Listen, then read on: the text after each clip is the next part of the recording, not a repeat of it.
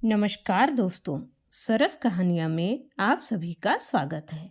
आज की कहानी पसंद आए तो लाइक कीजिए, शेयर कीजिए और इस चैनल में नए हैं तो सब्सक्राइब जरूर कीजिए।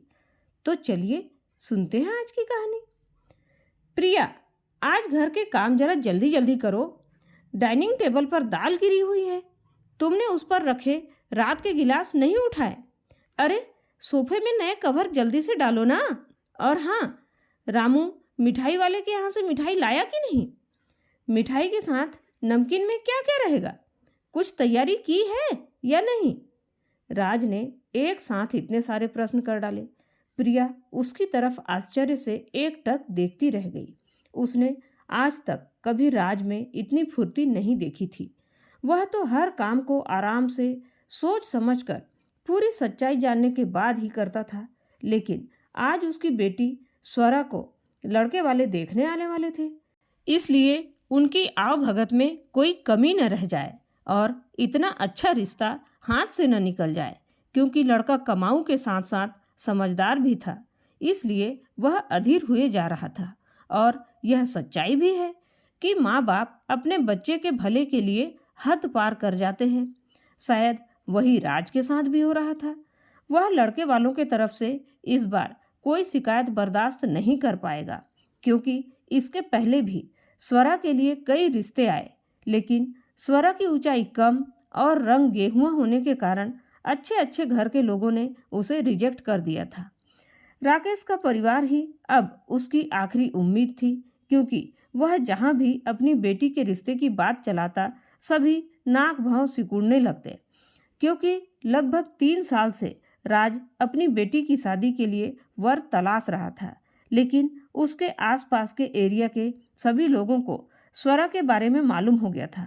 राकेश तो कुछ ही दिनों पहले विदेश से पढ़कर आया है और उसके माँ बाप भी दूसरे शहर में रहते हैं, इसलिए आज उसके घर आ रहे हैं।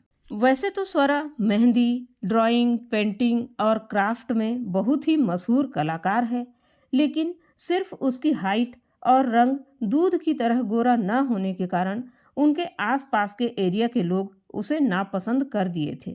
लेकिन राकेश पढ़ा लिखा एक सुलझा हुआ लड़का था। उसे हर किसी के मेहनत की कद्र थी। उसने जैसे ही राज के घर में प्रवेश किया तो देखा, मुख्य द्वार पर एक बड़ी सी रंगोली इतनी सुंदर बनी हुई थी कि उसे देखकर ऐसा लग रहा था जैसे उसे हाथ से पकड़कर उठाया जा सकता है। उसके आजू बाजू दो छोटे छोटे गुलाब के फूल की रंगोली बनी हुई थी। वे भी देखने में असली गुलाब ही लग रहे थे। रंगोली को देखकर ही राकेश का मन खुश हो गया। अब जैसे ही उसने उनके घर के आंगन में प्रवेश किया, बाउंड्री वॉल के आसपास फूलों से लदे पेड़ पौधे दिखाई दिए, जिनकी प्राकृतिक खुशबू उसके मन को आनंद से भर रही थी। अब वह हॉल के अंदर जाने के लिए जैसे ही एक पैर उसके दरवाजे पर रखा, वहां मखमल की तरह गद्देदार डोरमेट रखा हुआ था। उसे उस पर पैर रखकर ऐसा महसूस हुआ जैसे कोई उसके पैरों को मखमली चादर से पोंछ रहा हो, जिसे स्वरा ने अपने हाथों से ही बनाया था। उसने देखा सोफे में जो कवर डाले गए हैं, उनमें भी हाथों से ही कसीदाकारी की गई है। वे कवर ऐसे चमक रहे थे मानो सूर्य की रोशनी उनमें समाहित हो गई हो और स्वयं ही रोशनी परावर्तित कर रही हो। उन सोफे पर बैठकर राकेश को एक अलग ही आनंद की अनुभूति हो रही थी। उसने वहां बैठे बैठे चारों तरफ नजर फिराकर देखा तो हॉल के चारों तरफ एक से बढ़कर एक पेंटिंग और ड्राइंग फ्रेम करके टंगे हुए थे। 2-3 जगह उसे एक लड़की की फोटो दिखाई दी, जिसमें वह इनाम लेती हुई थी। एक कोने में फर्नीचर का काम किया हुआ था, जिसमें बहुत सारे इनाम के मेडल रखे हुए थे। उन मेडल को देखकर वह बहुत खुश हुआ। वह फोटो और सारे मेडल स्वरा के ही थे। राकेश ने देखा, वह जब से इधर उधर देख रहा था, स्वरा के माँ बाप उसे ही एकटक देखे जा रहे थे। उन्हें शक हो रहा था कि इसके पहले जिस प्रकार सारे लोगों ने स्वरा के इस क्रिएटिविटी को बेकार की वस्तु कहकर नकार दिया था, उसी तरह राकेश भी न कह दे। लेकिन राकेश ने मुस्कुराकर रंगोली से लेकर डोरमेट और हॉल में मौजूद जितने भी क्रिएटिव चीजें रखी हुई थी, एक एक करके उनकी खूबियां गिनाने लगा तो उन्हें बड़ी खुशी हो रही थी, लेकिन यह डर था कि स्वरा को देखते ही वह भी रिजेक्ट न कर दे। राकेश ने कहा, अंकल जी, क्या मैं आपकी बेटी से मिल सकता हूँ? तो राज ने प्रिया से स्वरा को लेकर आने को कहा। स्वरा भले ही ऊंची पूरी नहीं थी और न ही ज्यादा गोरी थी, लेकिन देखने में बहुत खूबसूरत दिखती थी। उसने वही ड्रेस पहना था जिसे उसने स्वयं अपने हाथों से ही डिजाइन किया था। वह हल्के नीले रंग की कुर्ती और पीला सलवार पहनी हुई थी और उस पर अपने ही हाथों से कढ़ाई करके गोटेदार दुपट्टा बनाया हुआ था, जिससे वह बहुत हैवी दिख रहा था और उस सलवार कुर्ता के ऊपर इतना जच रहा था कि उसकी सुंदरता में चार चांद लगा रहा था। राकेश ने जैसे ही स्वरा को देखा, वह तो अपना दिल ही हार बैठा था। राज और प्रिया बार बार उसे नमकीन, मिठाई, फल आदि खाने के लिए निवेदन कर रहे थे, लेकिन वह तो स्वरा और स्वरा की क्रिएटिविटी से मंत्रमुग्ध हो गया था और खाने पर ज्यादा ध्यान ही नहीं दे रहा था, जिससे राज और प्रिया को लग रहा था कि राकेश भी उसकी बेटी को पसंद नहीं कर रहा है।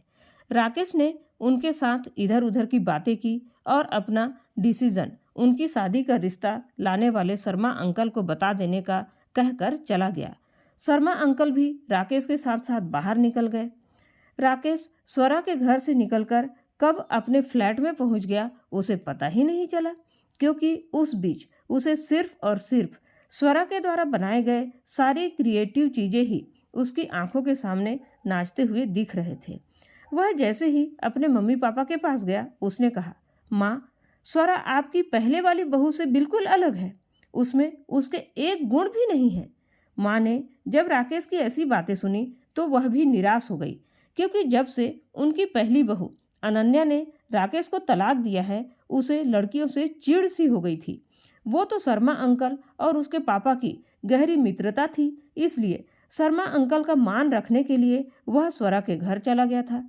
राकेश की बातें सुन माँ भी निराश होकर सोच की गहरे समंदर में गोते लगाने लगी।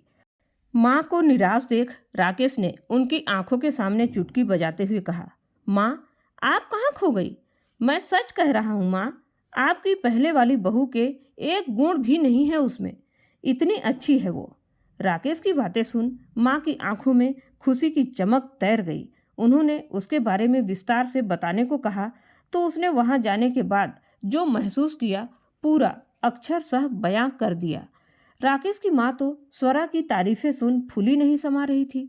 उन्हें भी इच्छा हो रही थी कि अभी के अभी जाकर उससे मिले, लेकिन दो रिश्तों के बीच मर्यादा भी तो होती है। बस वही सोचकर वे अपने मन को शांत करते हुए बोली, तो क्या हम इस रिश्ते को पक्का समझे बेटा? राकेश ने फिर से चुटकी बजाते हुए कहा, मुझे क्या मालूम, आप लोगों की मर्जी। मैं तो सौरभ और उसके घर वालों के बारे में सारी बातें बता दिया, अब आप लोगों को जो अच्छा लगे वही कीजिए। राकेश की बातें सुनकर उसकी माँ मीना जी तो उसकी शादी के बाद उसके बच्चे तक के सपने बुनने लगी। जैसे ही राकेश के पापा प्रताप जी घर पर आए, उन्होंने यह खुशखबरी सुना दिया। अब प्रताप जी तो पंडित जी से शादी का मुहूर्त निकलवाने के लिए बात भी कर लिए और एक दिन राज से समय लेकर पंडित जी को उनके घर ले जाकर शादी का मुहूर्त भी निकाल लिए, क्योंकि स्वरा उन्हें भी बहुत पसंद आई, क्योंकि उसमें इतनी सारी खूबियां थी कि उसे कोई नकार ही नहीं सकता। लेकिन राज के आसपास के एरिया वाले लोगों को स्वरा के आर्ट कला की कोई कद्र ही नहीं थी। उन्हें लगता था ये सब फालतू का टाइम पास है, आखिर एक लड़की को घर पर रहकर चूल्हा फूकना ही तो है, उससे कौन सा वह बिजनेस कर लेगी। लेकिन राकेश और उसके घर वालों को पता था कि स्वरा भी अपने कला के दम पर बहुत कुछ कर सकती है। पंडित जी ने बताया उन दोनों की शादी या तो 15 दिनों के अंदर हो जानी चाहिए या सीधे 3 साल बाद ही अगला मुहूर्त है। मीना जी को तो राकेश की शादी की बहुत जल्दी थी, क्योंकि उन्हें डर था कि ज़्यादा लेट करने से कहीं राकेश का मन फिर से बदल ना जाए। राकेश ने भी जब यह बात सुनी तो वह भी 15 दिनों के अंदर ही शादी करने के लिए तैयार हो गया था, क्योंकि स्वरा उसे हर एंगल से अपने लिए परफेक्ट लग रही थी। वह तो उसे देखते ही अपना दिल हार चुका था और उसके क्रिएटिविटी का कायल हो गया था। उधर जब राज ने भी सुना कि 15 दिनों के अंदर शादी करनी है तो वह भी तुरंत ही तैयार हो गया, क्योंकि वह भी स्वरा की शादी के लिए पूरी तैयारी कर चुके थे। अब शुभ मुहूर्त देखकर स्वरा और राकेश की शादी का डेट फिक्स हो गया। अब दोनों ही परिवार के लोग शादी की खरीदारी में जुट गए। राकेश और उसके परिवार वालों को शादी की इतनी खुशी थी कि उन्होंने राकेश की दूसरी शादी है इस बात का खुलासा नहीं कर पाए। इत्तेफाक से स्वरा जब अपनी शादी का कार्ड अपनी सहेली श्वेता को देने गई, वहीं राकेश की पहली पत्नी अनन्या भी बैठी थी।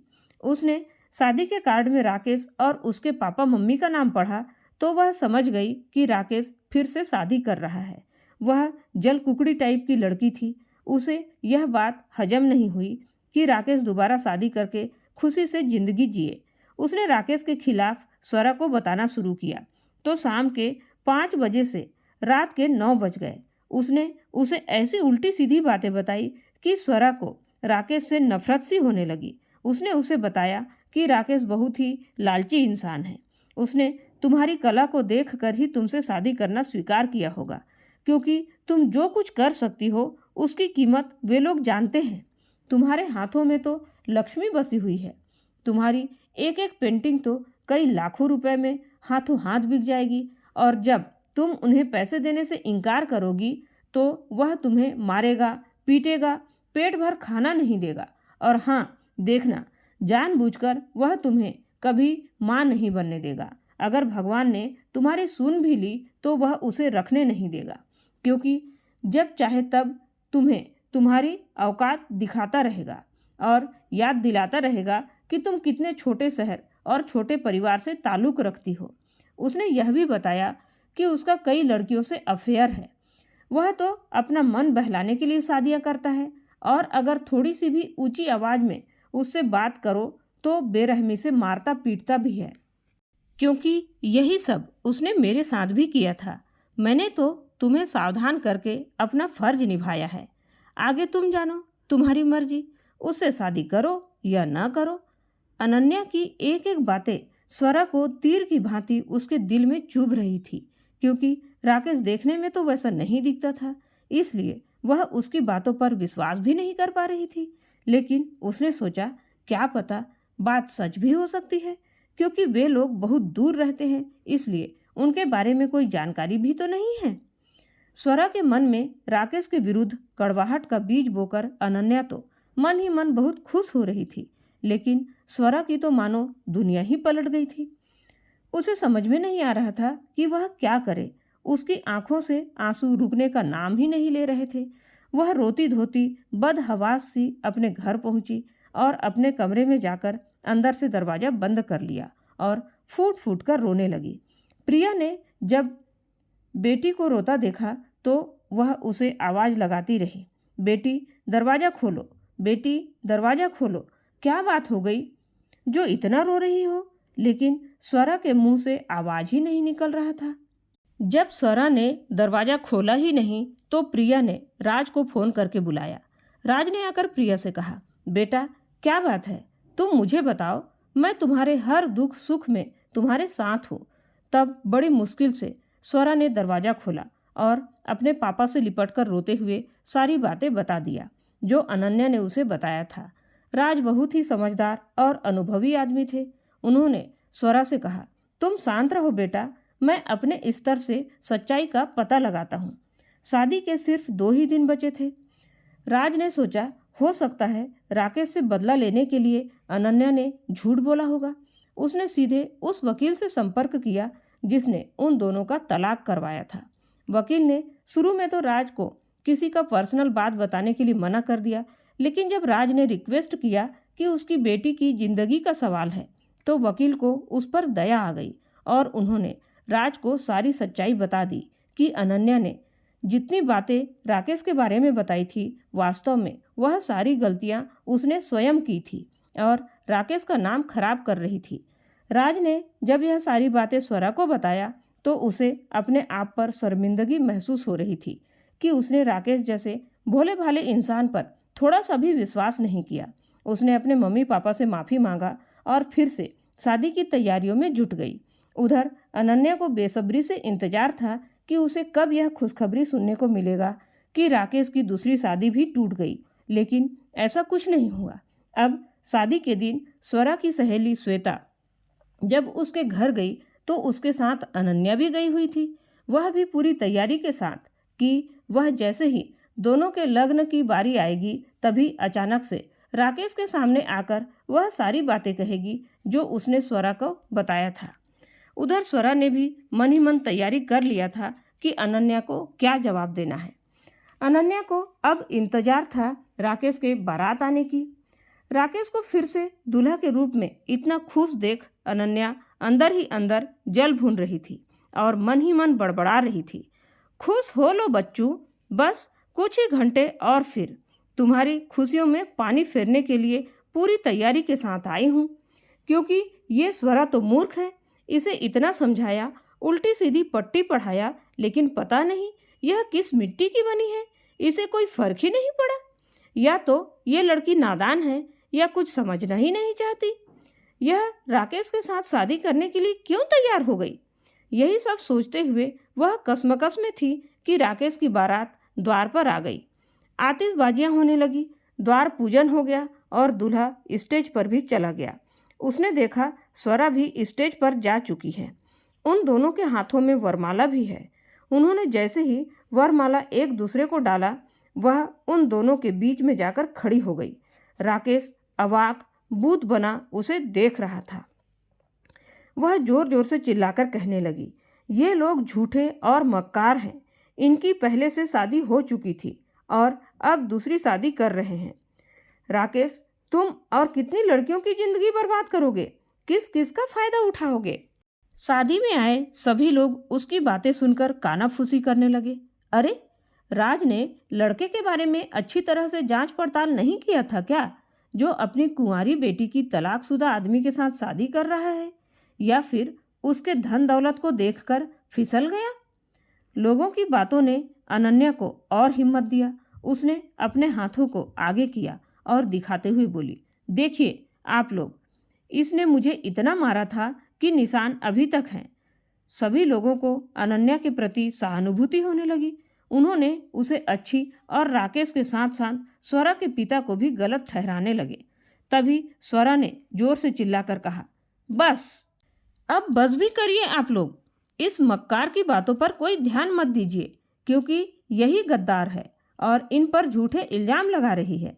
अनन्या ताली ठोकते हुए हंसकर स्वरा की तरफ मुड़ी और बोली, तुम तो मूर्ख हो, इतना कुछ पता होने के बाद भी तुम इसे ही सही कह रही हो। क्योंकि अनन्या को मालूम था जिस वीडियो के आधार पर राकेश ने केस जीता था, कोर्ट में उसे वहीं डिलीट कर देने का आदेश दिया गया था, वरना वह बाद में उस वीडियो का गलत तरीके से इस्तेमाल करके अनन्या की जिंदगी खराब कर सकता है। इसलिए उसे ऐसा लगा कि वह जो कुछ भी कहेगी सभी लोग मान जाएंगे, क्योंकि राकेश के पास प्रूफ के लिए तो कुछ भी नहीं था। और कोर्ट से यह भी आदेश था कि अगर राकेश या उसके परिवार के किसी भी सदस्य ने उस वीडियो को पब्लिक प्लेस में दिखाया तो उन्हें जेल भी हो सकती है। अब राकेश और उसके घर वाले परेशान हो रहे थे कि अपनी बेगुनाही कैसे साबित करे। तभी वह वकील वहां आया जिसके पास उसके खिलाफ सारे वीडियो थे, जिसे कोर्ट में पेश किया गया था। वीडियो देखते ही सभी लोग समझ गए कि अनन्या झूठी है। तभी स्वरा ने ठहाका लगाकर हंसते हुए कहा, बुरा का अंत बुरा ही होता है। अब समझ में आ गया ना अनन्या? राकेश स्वरा की तरफ आश्चर्य से देखने लगा।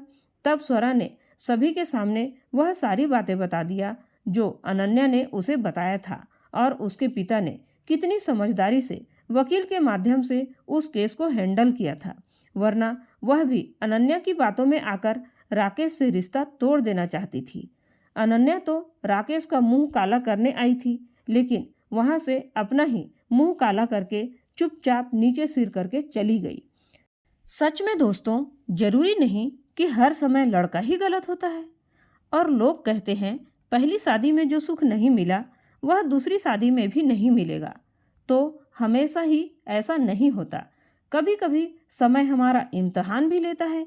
इसलिए हमें हमेशा बिना सच्चाई जाने किसी के लिए भी गलत राय नहीं बना लेना चाहिए। निरंतर चलना ही जीवन है। जिस प्रकार रुके हुए पानी से बदबू आने लगती है और बहता हुआ पानी स्वच्छ और निर्मल होता है, उसी तरह हमें भी जीवन में एक बार हार मिलने से रुक नहीं जाना चाहिए, बल्कि निरंतर कोशिश करते ही रहना चाहिए, जैसे राकेश ने किया। तो दोस्तों, राकेश ने दूसरी शादी करके सही किया या गलत? आपके अनमोल विचार कमेंट करके जरूर बताइएगा। धन्यवाद।